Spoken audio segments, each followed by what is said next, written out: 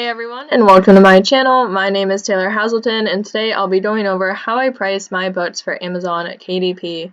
Now, before I get started, please don't forget to hit that like and subscribe button, especially if you're wanting to learn more about my KDP journey. Alright, let's get started. So, when you're uploading your book, you have to go through the paperback details page, content, and then you get to pricing. And at least when I started, I really had no idea what to actually price my books at. It was very confusing.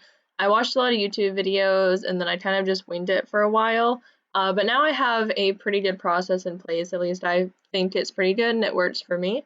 So I figured I would share it with you guys. So this is what your pricing page would look like. I already uploaded this book, so that's why it has this little banner here. But expanded distribution, just to give a quick summary, is basically like other companies or kind of like libraries, things like that. Like they'll be able to print your book and sell it. If you hover over the word, it gives you a little description about it as well. I do recommend doing that if you end up making some sort of royalty, because why not do it? It's just another way to make money. Sometimes if you price your book too low, your royalty will be zero, and in that case, I would not recommend it, because then you would just be giving your books away for free. But if you're looking for some sort of free marketing or something like that, then you can. Again, it's just totally up to you. Everything you do for KDP is completely up to you. This is your own business. So everything that I'm going to tell you today, you can just take it with a grain of salt if you'd like to, or you can use it and implement it. So for this book in particular, it is a 120-page lined notebook, so it doesn't cost a lot to print. That has a lot to do with how I price my books. After you input all of your information, KDP will estimate how much it'll cost to print and distribute your book, and that will affect your price.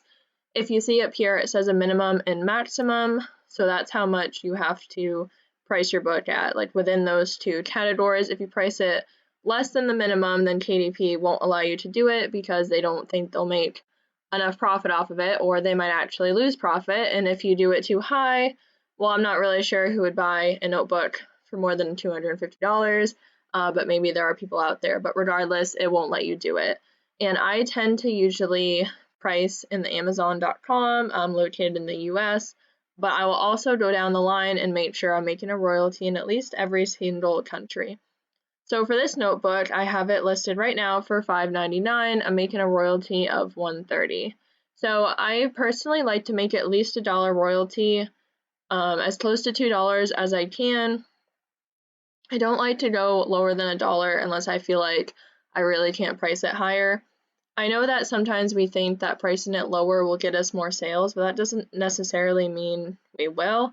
At least for me, sometimes if I see something that has a cheap price tag, I'll think that it's not good quality, or that it's just that there's something wrong with it. Like, why is it that cheap? So I might buy the more expensive one thinking it'll be better quality and last longer. So just because you have a lower price doesn't mean you're always going to get more sales. And it also means vice versa. You don't want to overprice it so much that people aren't willing to pay for that. Like, I probably wouldn't pay $20 for a notebook. Some people might, I wouldn't, but I'm not sure if I would pay like $2.99, because I think that it would probably be cheaply made. So a way I looked at my prices is first looking at the royalty. Okay, so $5.99 gets me $1.30. Let's see what $6.99 will do. And I normally do 99 because for some reason, if I put $7, like, our human brain seems to think we're paying so much more and we're really not. So majority of prices are at 99 anyways. I think it's like a consistent thing, at least where I am. So that's what I tend to do.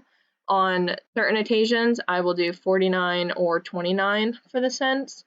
But that's only if I feel like my price is a bit too high, but I want to make a certain royalty. But for majority of the time, I will stick with $5.99, $6.99, or something like that.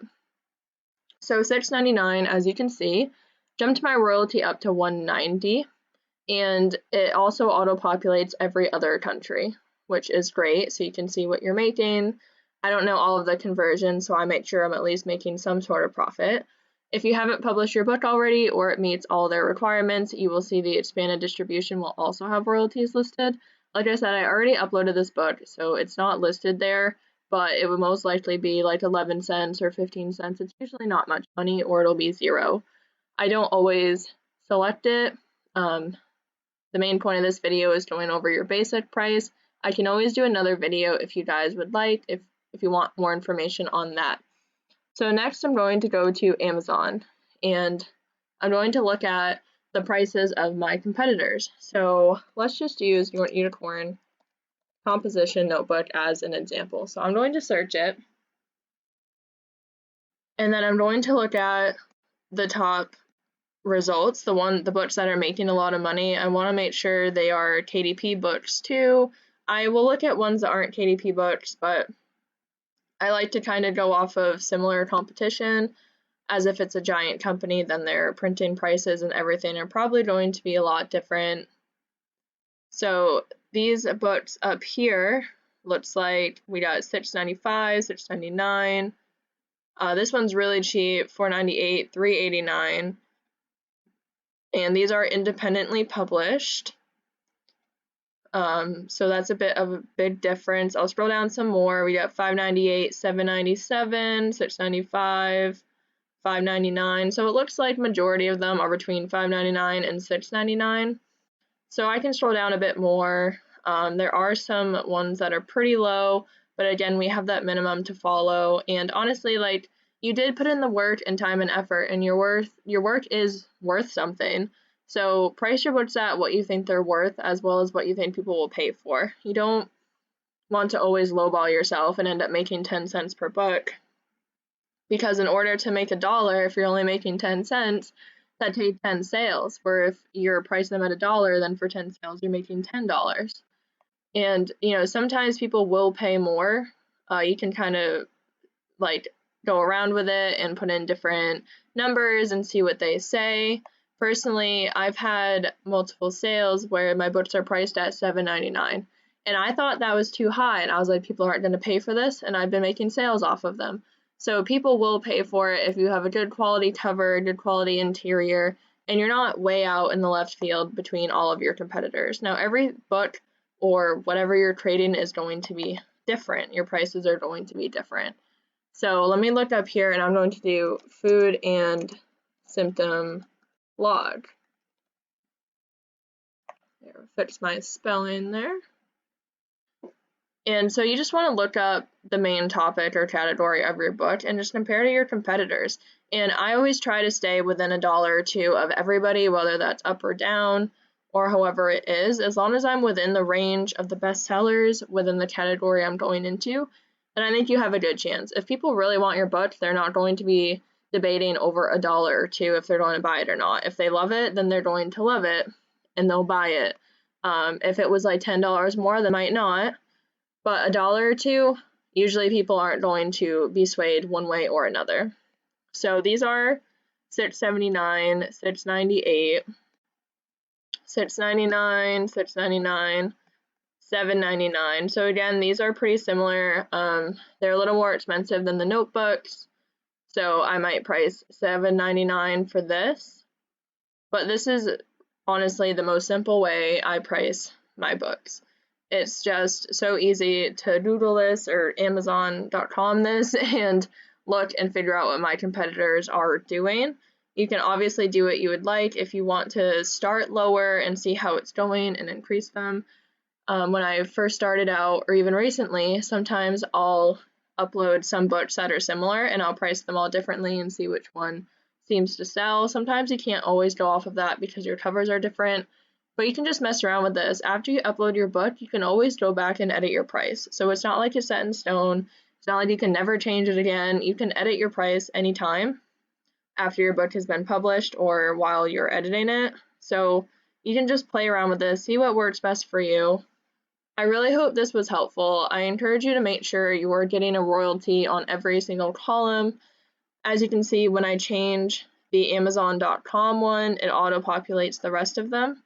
You can individually go through though and change these. So if I up this, it will change this column only. So I would encourage you to just find a certain price point that you like, go to Amazon, search your competitors, see what they're doing. I do recommend at least getting $1 royalty, but again, that is totally up to you. But don't remember that your work is worth something, and just because you price it cheap doesn't mean it's going to sell. people do want a quality notebook, so they think that if they think that it is priced so cheap that it doesn't have good quality, then they're not going to buy it anyways, and that's just not true, since Amazon usually does an amazing job with printing, so you want to make sure that your price reflects that. And I really hope that this was helpful. Don't stress out about pricing your books. Like I said, you can change them at any time if you don't like how you price them. Just play around with them, see what people are buying and paying for them. And if you have any questions, comments, or concerns, please comment them below. I am more than happy to answer them. I do my best to get back to every comment that I possibly can. And again, please don't forget to like, comment, and subscribe. It really means the world to me. If there are any other videos or tutorials you have ideas on, feel free to leave suggestions below. I truly appreciate all of the support. Thank you so much for watching, and have a wonderful day.